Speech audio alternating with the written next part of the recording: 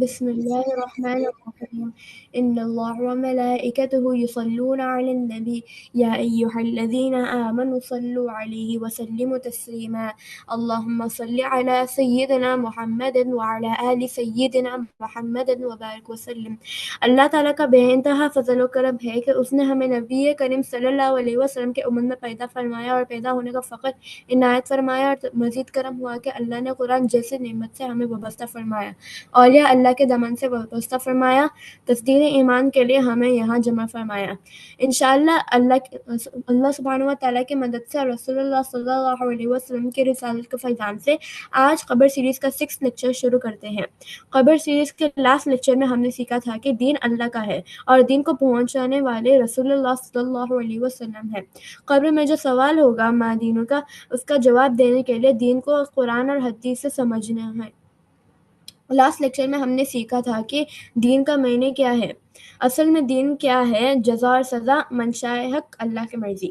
حدیث سے سمجھا اللہ کی مرضی کیا ہے۔ حدیث جبرائیل سے اللہ کی مرضی کیا ہے۔ اسلام، ایمان، احسان۔ تو دین اللہ کی مرضی ہے، اور اللہ کی مرضی کیا ہے؟ اسلام، ایمان، احسان۔ آج کے اس لیکچر میں ہم اللہ کی پہلی مرضی اسلام کو سیکھنے کی کوشش کریں گے۔ ایک صحابی نے عرض کیا، یا رسول اللہ صلی اللہ علیہ وسلم، اسلام کیا ہے؟ نبی کریم صلی اللہ علیہ وسلم نے ارشاد فرمایا کہ تو اپنا دل اللہ کے سپرد رکھے، اپنا رخ اللہ کی طرف کر دیں، نماز قیام کر، زکوٰۃ ادا کر، اور اللہ استطاعت دے تو حج کر۔ مسلمان کے معنی کیا ہے؟ فرما بردار۔ مگر حدیث میں آتا ہے، رسول اللہ صلی اللہ علیہ وسلم نے ارشاد فرمایا، مسلمان وہ ہے جس کی زبان سے اور جس کے ہاتھ سے رسول اللہ صلی اللہ علیہ وسلم جس کے ہاتھ سے دوسرا مسلمان محفوظ رہے۔ حضرت ابو بکر صدیق رضی اللہ عنہ کی جو مثالیں ہیں، اس سے مسلمان کیا ہے سمجھنے کی کوشش کرتے ہیں۔ مسلمان کے معنی کیا بتائے گئے ہیں؟ فرما بردار۔ اب کیسی فرما برداری ہو رہی ہے، کیسے سپردگی ہو رہی ہے، سمجھتے ہیں۔ غار سور میں جو سانپ آیا ہے وہ حضرت سلیمان علیہ السلام کے زمانے کا تھا۔ جو سلیمان علیہ السلام سے نبی کریم صلی اللہ علیہ وسلم کے فضائل سن کر نبی کریم صلی اللہ علیہ وسلم کی تلاش میں سلیمان علیہ السلام کے زمانے سے حضرت عیسیٰ علیہ السلام کے زمانے تک آ گیا۔ سانپ کسی تلاش میں ہے، نبی کریم صلی اللہ علیہ وسلم کے دیدار کی تلاش میں ہے۔ عیسیٰ علیہ السلام نے سانپ کو کہا، میں تجھے ایسی جگہ بتاتا ہوں، تو وہاں جا کر بیٹھ جا، وہاں کوئی نہیں آئے گا سوائے نبی کریم صلی اللہ علیہ وسلم کی، ملاقات کر لینا۔ غار سور کا پتہ بتایا۔ جب نبی کریم صلی اللہ علیہ وسلم اور حضرت ابو بکر صدیق رضی اللہ عنہ ہجرت کرتے ہوئے مدینہ کی طرف غار سور پہنچے تو حضرت ابو بکر صدیق رضی اللہ عنہ نے عرض کیا، یا رسول اللہ صلی اللہ علیہ وسلم، میں غار کو دیکھ کر آتا ہوں۔ آپ نے غار کی صفائی کی، دیکھتے ہیں کہ غار میں بہت سارے ہولز ہیں۔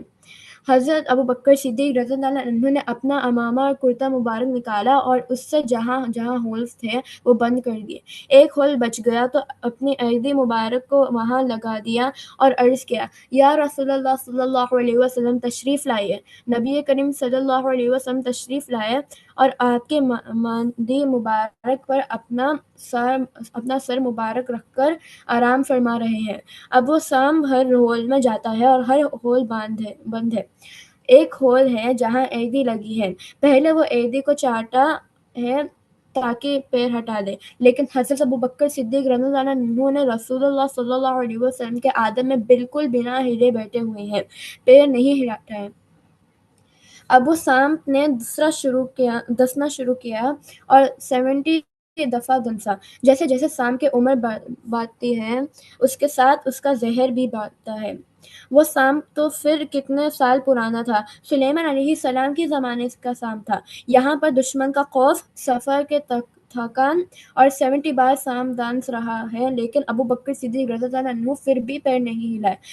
جب قدرتی تکلیف سے آنسو نکل کر نبی کریم صلی اللہ علیہ وسلم کے چہرے مبارک پہ گری تو نبی کریم صلی اللہ علیہ وسلم اٹھے اور عرض کیا، اے ابو بکر، کیا ہوا؟ حضرت ابو بکر صدیق رضی اللہ عنہ فرماتے ہیں، یا رسول اللہ صلی اللہ علیہ وسلم، میرا ماں باپ آپ پر قربان، مجھے سانپ نے ڈس لیا۔ اب صلی اللہ علیہ وسلم نے اپنا لباس مبارک لگایا اور پورا زہر چلے گیا۔ یہ ہے حوالے کرنے کی مثال۔ جب حضرت ابوبکر صدیق رضی اللہ عنہ نے اپنے آپ کو اللہ کے اور رسول اللہ صلی اللہ علیہ وسلم کے حوالے کر دیا تو اتنا زہریلا سام 70 دفعہ دسنے کے بعد بھی کچھ نہیں ہوا۔ جب ہم اپنے آپ کو اللہ کے اور رسول اللہ صلی اللہ علیہ وسلم کے حوالے کر دیں تو ہمیں کون نقصان پہنچا سکتا ہے؟ یہ ہے فرمانبرداری جو مسلمان کے معنی ہے، اور یہ ہے خود سپردگی۔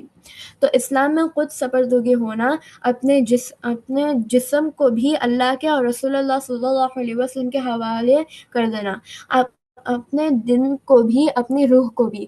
جب بندہ خود کو اللہ کے حوالے کر دے گا تو اللہ سبحانہ و تعالیٰ بھی اپنے شان کے موافق بندے کے حاجت پوری کریں گے۔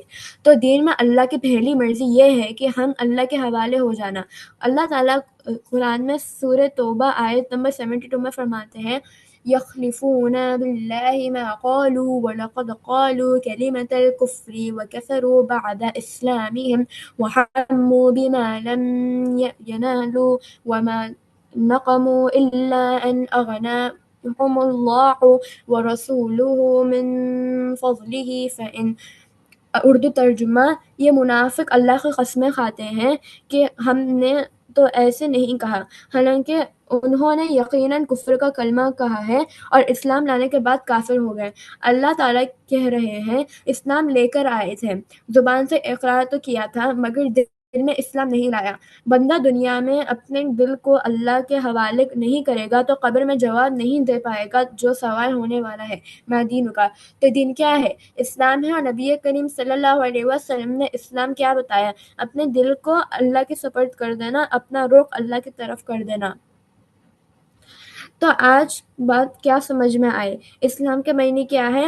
ماننا۔ کیسا ماننا؟